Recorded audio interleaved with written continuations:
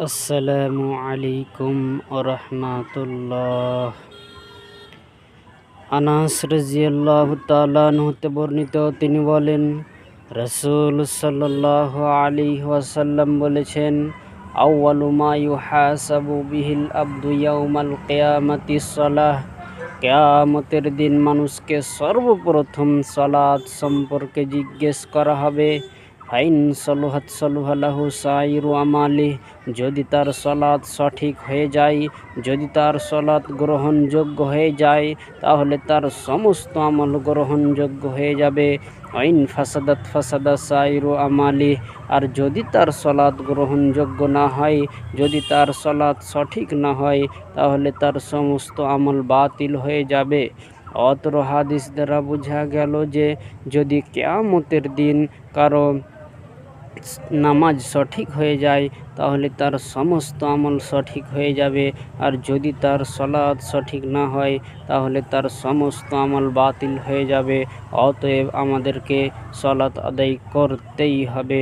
আল্লাহ তাআলা আমাদেরকে হেদায়েত দান করুক। আমিন, আল্লাহুম্মা আমিন। আসসালামু আলাইকুম ওয়া রাহমাতুল্লাহ। আসসালামু আলাইকুম ওয়া রাহমাতুল্লাহ।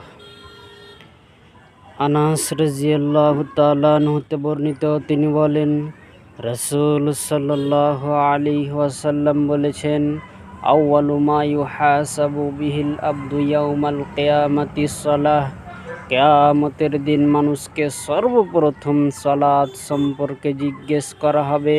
ফাইন সলুহাত সলুহালাহু সাইরু আমালিহ, যদি তার সলাৎ সঠিক হয়ে যায়, যদি তার সলাৎ গ্রহণযোগ্য হয়ে যায়, তাহলে তার সমস্ত আমল গ্রহণযোগ্য হয়ে যাবে।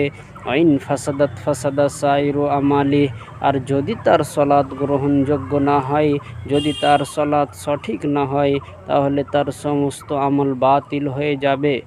অত্র হাদিস দ্বারা বোঝা গেল যে যদি কিয়ামতের দিন কারো নামাজ সঠিক হয়ে যায়, তাহলে তার সমস্ত আমল সঠিক হয়ে যাবে, আর যদি তার সলাৎ সঠিক না হয়, তাহলে তার সমস্ত আমল বাতিল হয়ে যাবে।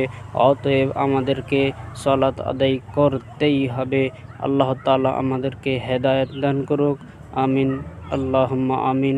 আসসালামু আলাইকুম ওয়া রাহমাতুল্লাহ।